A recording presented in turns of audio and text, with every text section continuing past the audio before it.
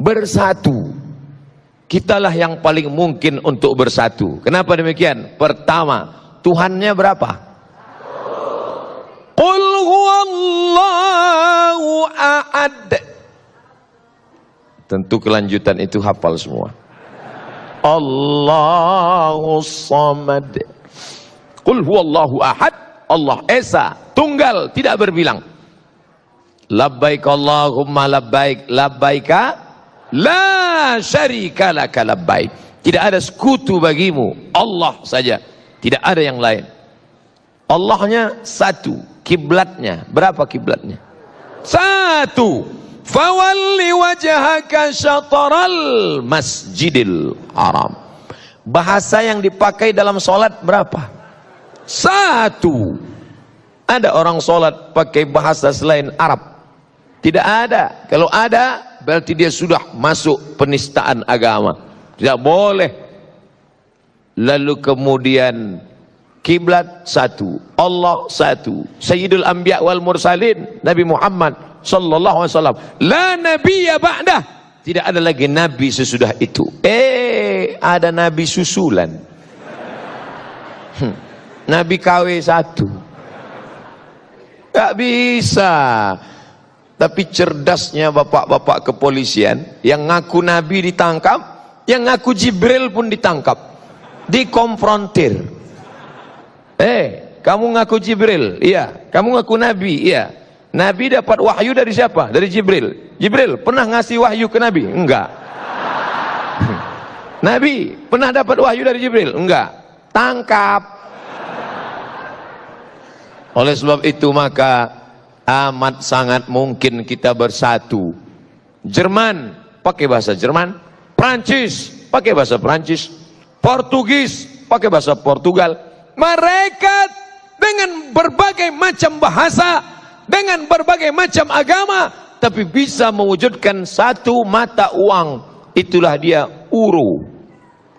Euro Pak Ustadz, terserah.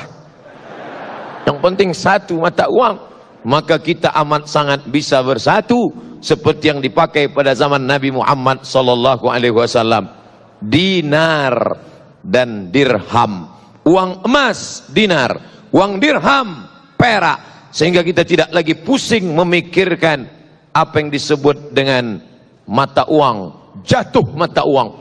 Ketika kami mendapat beasiswa ke Al-Azhar Mesir tahun 1998, bersyukur, alhamdulillah dapat beasiswa. Tapi di saat itu melambung $1 yang awalnya 2.500 menjadi 17.000. Melambung. Beberapa teman tidak berangkat, tapi Al-Azhar Mesir, Masya Allah, yang tidak berangkat langsung dikirim tiket. Kami yang berangkat sudah beli tiket duluan, menyesal. Kalau tahu begitu kemarin ngaku susah aja nggak berangkat. Tapi ternyata begitulah keadilan Allah subhanahu wa ta'ala. Cerita masalah bersatu, kita amat sangat mungkin bersatu. Tapi kenapa pada kenyataannya, jangankan menyatukan mata uang, jangankan menyatukan kesepakatan, tapi menyatukan sholat subuh pun payah. Masih ada orang yang tidak mau sholat subuh di masjid ini. Kenapa? Karena tidak pakai kunut. Saya nggak mau sholat di masjid Pak Ustadz. Kenapa? Karena berkunut. Padahal antara berkunut dengan tidak berkunut, dua-duanya sah. Yang jadi masalah yang nggak sholat subuh.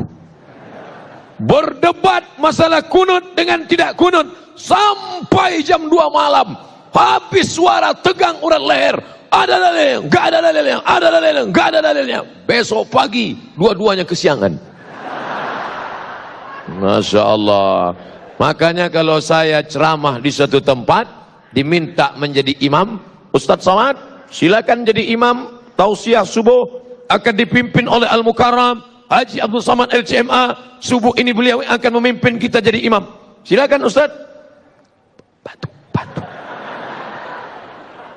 Karena saya tahu masjid itu masjidnya Muhammadiyah. Muhammadiyah nggak pakai kunut. Saya tidak ingin merusak jamaah yang ada di situ. Saya hanya berceramah tentang akhlak, tentang akidah. Maka imam tetapnya mana? Ada imam tetapnya, silakan. Karena saya di masjid dekat rumah saya, kalau saya jadi imam, bismillahnya jahar. Allahu Akbar. Bismillahirrahmanirrahim. Lalu kemudian setelah rukuk, rakaat kedua i'tidal, Samiallahu liman hamidah. Allahumma hadina fi man hadait. Amin. Wa'afina fi man afait. Amin. Yang paling enak jadi makmum. Paling enak jadi makmum. Nggak usah pusing mikirin. Malah yang ribut makmumnya. Disuruh jadi imam nggak bisa, jadi makmum komen. Maka terkadang lebih hebat pemain bola atau yang nonton bola? Yang nonton. Itu seandainya tadi bolanya agak ke kanan sedikit, pasti gol itu. Padahal dikasih bola nendang belum tentu bisa. Nabinya kan satu. Iya. Loh, kok bisa ada mazhab Hanafi, ada mazhab Maliki, ada mazhab Syafi'i, ada mazhab Hambali? Riwayatnya banyak, Mas. Saya nggak mau ikut Imam Syafi'i, saya nggak mau ikut Imam Hanafi, saya nggak mau ikut Imam Maliki. Saya maunya langsung kepada Sahih Al-Bukhari. Langsung aja ke Sahih Bukhari. Oh gitu ya? Iya. Jadi Sahih Bukhari itu siapa yang punya? Pokoknya Bukhari. Bukhari itu nama kampung. Namanya Bukhara. Orang Bukhara disebut Al-Bukhari. Orang Makkah disebut Al-Makki. Orang Madinah disebut Al-Madani. Orang Mesir disebut Al-Misri. Orang Bukhara disebut Al-Bukhari. Orang Bandung disebut Al-Bandungi. Nah, itu nama negeri asalnya. Sedangkan nama dia Muhammad bin Ismail bin Ibrahim bin Al-Mughirah bin Bardisbah Al-Bukhari. Dia punya guru. Siapa nama gurunya? Ahmad bin Hambal. Meninggal 241. Ahmad bin Hambal punya guru. Siapa gurunya? Muhammad bin Idris Asy-Syafi'i. Imam Syafi'i. Syafi'i punya guru. Siapa namanya? Imam Malik bin Anas Maliki. Itu artinya kamu sama dengan mengatakan saya maunya ikut Ustadz Somad, nggak mau ikut Habib Ahmad Al-Kaf. Padahal Abdul Somad banyak belajar dari Habib Ahmad Al-Kaf. Kapan Ustadz belajar? Dari TV One. Saya nggak punya sanad langsung. Alhamdulillah dipertemukan Allah, bisa berjumpa, bisa bertatap muka. Selama ini hanya melihat beliau saja, hanya mendengarkan tausiahnya. Itulah gunanya silaturahim di alam nyata, jangan hanya di alam gaib terus. Ternyata Imam Bukhari berguru kepada Imam Ahmad bin Hambal Hambali, berguru kepada Muhammad bin Idris Asy-Syafi'i, berguru kepada Malik bin Anas Maliki. Mereka punya silsilah ke atas. Oh, bulan. Maka kita mesti belajar. Saya nggak mau ikut ulama. Saya maunya langsung ke Quran. Baca Quran langsung. Ulama ini manusia. Mungkin saja salah, mungkin saja keliru. Ngapain ikut ulama? Saya mau langsungnya ke Quran saja. Buka Quran kamu. Coba baca ayat. Fi qulubihim maradun. Apa artinya? Sebentar ya Ustaz, saya lihat terjemah dulu. Yang nerjemah itu siapa? Ulama. Kementerian Agama, Departemen Agama, disusun oleh para ulama. Tapi katanya nggak mau ikut ulama, kecuali yang ini. Kita semua ngikut ulama, betul? Yang nggak boleh itu hanya mazhab Syafi'i saja yang benar, lain daripada ini salah, masuk neraka jahanam. Surga itu isinya saya, istri saya, mertua saya, guru saya. Lawang surga itu luas sekali. Wasari'u ila maghfiratin min rabbikum. Bersegeralah pada ampunan Rabbmu.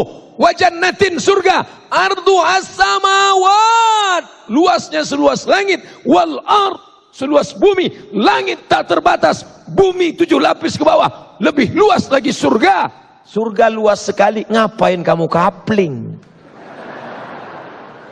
Yang penting passwordnya sama, asyhadu an la ilaha illallah wa asyhadu anna muhammadan rasulullah. Saya satu majelis dengan Habib Syekh, majelis solawatan. Habib Syekh solawat, saya tausiah. Habis itu Habib Syekh di sela-sela solawat, beliau tausiah pendek. Saya ingat ucapan Habib Syekh, apa kata beliau? Sing Muhammadiyah mlebu nang surga, sing NU mlebu kabeh. Akhirnya orang NU masuk ke dalam surga. Ini masih kata Habib Syekh, dia kaget, dia lihat, loh ternyata orang Muhammadiyah ada masuk surga juga, sama. Akhirnya setelah mereka sama di dalam surga, rapat. Orang kita kan suka rapat, rapat pemilihan. Tapi Allah Ta'ala sudah angkat semua. Sebenarnya yang merusak kita adalah kepentingan, yang merusak kita adalah hasad. Makanya kita minta jauhkan, wa min syarri hasidin idza hasad. Ada Persis, Persatuan Islam, ada Al-Wasliyah di Sumatera Utara, ada NW Nahdlatul Watan di Nusa Tenggara Barat, ada Nahdlatul Ulama Mbah Hasim Asy'ari dari Jombang, ada Muhammadiyah Kiai Haji Ahmad Dahlan, ada Perti Persatuan Tarbiyah Islamiyah dari Sumatera Barat. Semua ini adalah kendaraan organisasi sosial kemasyarakatan yang bergerak di bidang dakwah, di bidang pendidikan, di bidang kesehatan, di bidang dakwah, punya lembaga dakwah ke desa-desa tertinggal, punya pendidikan, punya sekolah pondok pesantren, bergedang di bidang kesehatan, ada rumah sakitnya. Maka banyak titik persamaan daripada perbedaan. Nahdlatul Watan, Nahdlatul Ulama, Persis, Perti, Al-Wasliyah, Al-Irsyad, Muhammadiyah, semuanya sepakat bahwa sholat subuh itu wajib. Betul? Tolong sebutkan satu ormas yang mengatakan sholat subuh sunat muakkad. Kalau ada, saya mau ikut. Gak ada, semuanya sholat berjamaah. Ada Pak Ustadz yang mengatakan sholat nggak wajib. Terus gimana? Namanya mazhab eling. As-salatu khairum minan naum. Mas, nggak sholat, eling aja. Sudah, cukup. Ini bukan ahlus sunnah wal jamaah. Lalu apa namanya? Ahlun naum wal kasal. Orang yang suka tidur dan malas. Man nama, siapa yang tidur walam yusalli, sampai nggak sholat subuh, balas syaitanu fi udhunih, setan kencing di telinganya. Untung Allah masih sayang, sehingga Allah yang Rahman, yang Rahim, ya Arhamar Rahimin tidak memperlihatkan mana tadi yang sholat subuh, mana yang tidak. Semuanya sama. Tapi andai Allah tidak sayang, dia perlihatkan langsung tertulis WCS, WC setan. Sedangkan WC manusia aja bau setan, apalagi WC setan. Nggak mungkin bau manusia. Ustadz dari tadi kok mandangnya ke sana, mandangnya ke sana. Kenapa tidak melihat ke depan? Saya takut terjadi fitnah. Padahal ceramahnya tidak tentang sedih. Kenapa dikasih tisu? Rupanya keringat. Oh, baru saya tahu. Allahu Akbar itu diteriakkan waktu mau perang, bukan waktu Ustadz ngelap keringat. Ketika kita sudah bersama, takbir tadi mengusir setan. Karena ketika takbir dikumandangkan, setan lari. Allahu Akbar, Allahu Akbar. Oh! Anjing melolong. Kenapa anjing melolong? Melihat setan lari. Walaiha duratun, setan lari sampai terkentut-kentut. Setan itu kentut Pak Ustaz. Ya, hadis yang ngomong duratun artinya kentut yang berbunyi. Kalau yang nggak bunyi fusaun.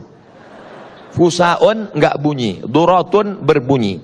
Bau enggak bau, sama. Lari. Itulah mengapa kita bertakbir keras, kuat, supaya kalau ada yang ngantuk-ngantuk, setannya lari. Mana tahu ada teman di sebelahnya. Allahu Akbar.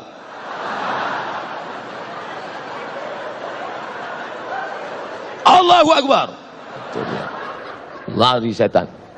Mana ada ustadz baca ruqyah pelan-pelan. Allahu la ilaha illa huwal hayyul qayyum. La ta'khudhuhu sinatun wa la naum. Bacanya kuat. Allahu la ilaha illa huwal hayyul qayyum. La ta'khudhuhu sinatun wa la naum. Inna syaitan, sesungguhnya setan, qad ya'isa an ya'budahul musallun. Setan sudah putus asa menggoda orang yang sholat. Kalau setan melihat orang sholat, dia tidak lagi goda orang itu. Hai orang yang sholat, sembah aku. Hai orang yang sholat, sembah aku. Hai orang yang sholat, sembah aku. Qad ya'isa, dia sudah putus asa. Lalu orang yang sholat itu dia goda apa? Walakin fit tahrish, dimasukkannya ke dalam hati orang yang sholat itu berikhtilaf, berkelahi, bertikai, berkonflik, permusuhan di dalam hati orang yang sholat. Betul? Jangan heran, satu masjid, satu shop. Kenapa satu shop? Memang masjid itu nggak pernah lebih dari satu shop. Satu masjid, imamnya sama, shopnya sama, tapi kelahi. Orang kalau mau masuk masjid itu langsung sholat, sebelah kanan penuh, sebelah kiri, kiri kanan penuh, shop belakang. Ini orang kalau masuk masjid ngelihat dulu, si Anu sebelah mana ya? Dia sebelah kanan, saya sebelah kiri. Dia kiri, saya di kanan. Akhirnya sampai suatu hari lupa masbuk, mau cepat-cepat, Allahu Akbar, rupanya dia di sebelah. Yang kamu pertahankan itu ego sombong kamu. Apa yang membuat kamu berkelahi? Makanya jelas dikatakan la yadkhulul jannah, tidak masuk surga. Siapa itu? Qati'ur rahim, orang yang memutus tali silaturahim. Semua yang hadir ini datang niatnya dua. Satu, silaturahim. Dua, ukhuwah islamiyah.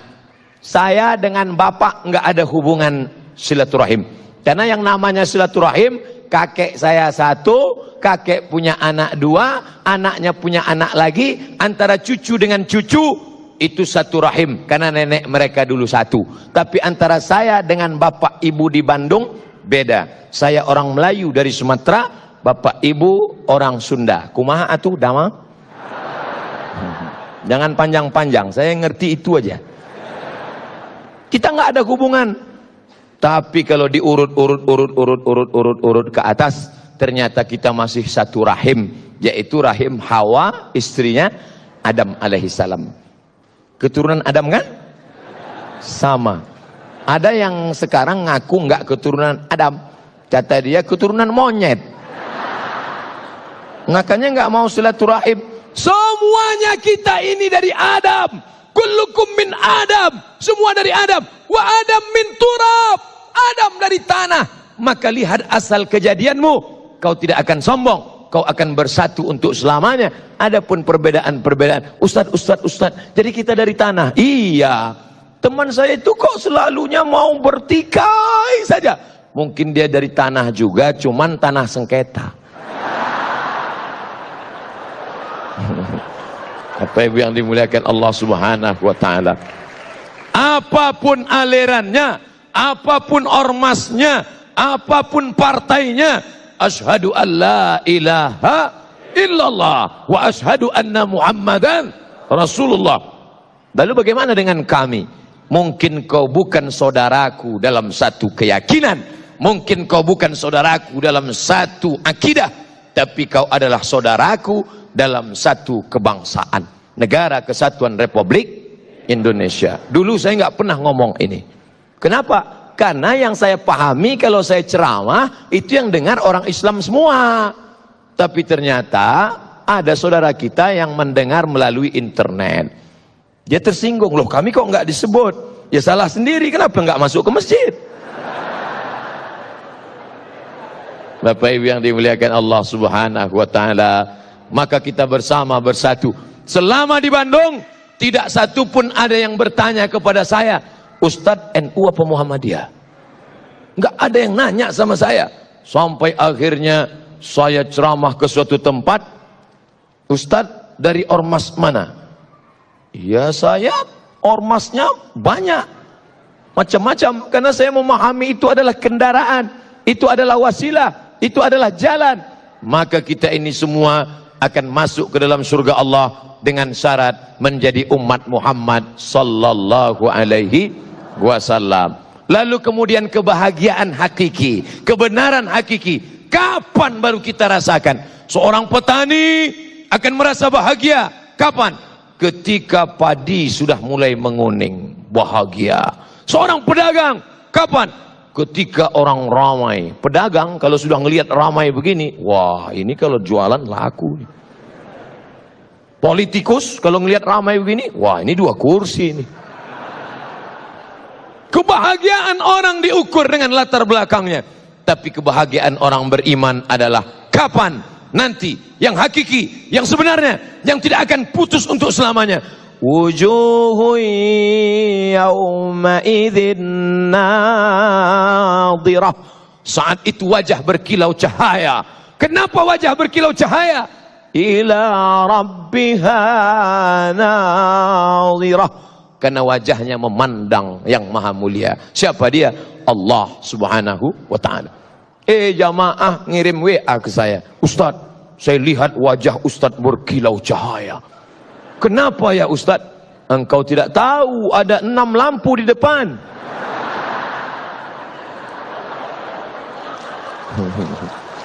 Bapak Ibu yang dimuliakan Allah, para pemirsa TV One dimanapun berada, maka kita akan bersatu untuk selamanya. Itu yang dikatakan Syekh Abdul Halim Mahmud, Syekhul Azhar, Grand Syekh Al-Azhar tahun 70-an. Apa kata Grand Syekh Al-Azhar? Ketika dia dalam perjalanan dari Mesir menuju India, di dalam pesawat terbang dia sempat menulis. Itulah hebatnya ulama. Di pesawat dia nulis. Sampai di India keluar satu buku. Judul bukunya Alhamdulillah hadhihi hayati. Alhamdulillah hadhihi hayati. Hebatnya ulama, dalam pesawat nulis buku. Ustadz Somad pernah nulis buku dalam pesawat? Enggak. Kenapa? Asal sampai pesawat. Ladies and gentlemen, all of our passenger. Syekh Abdul Halim Mahmud menulis cerita tentang autobiografi kehidupan, lalu sampai dia pada kesimpulan. Apa kata Syekh Abdul Halim Mahmud? Dalam perjalanan sejarah Islam ada 3 aliran. Yang pertama, Nassiyun, kalangan tekstualis. Yang kedua, Akliyun, kalangan rasionalis. Yang ketiga, Irfaniyun, kalangan yang mengandalkan ilham, intuisi, rasa, zauk. Nassiyun, tekstualis. Akliyun, rasionalis. Irfaniyun, yang mengandalkan intuisi, rasa, zauk, ilham. Ketiga-tiga ini akan bersatu. Di mana mereka bersatu? Wa ma umiru illa liya'budullah mukhlisin lahuddin. Insyaallah kalau ikhlas kita akan dipertemukan Allah dalam pintu keikhlasan. Mudah-mudahan kita termasuk orang yang ikhlas insyaallah. Apa itu Ustaz Somad ngomong ikhlas? Emang dia ikhlas? Abdul Somad belum ikhlas. Dia hanyalah hamba Allah yang fakir, yang lemah, yang dhaif. Menuju keikhlasan, doakan saya semoga kita semua menjadi orang-orang yang ikhlas. Kiai, doakan saya jadi orang ikhlas Kiai. Habib, doakan Al-Fakir menjadi orang yang ikhlas. Jamaah semua doakan semoga Ustadz Somad mati husnul khatimah.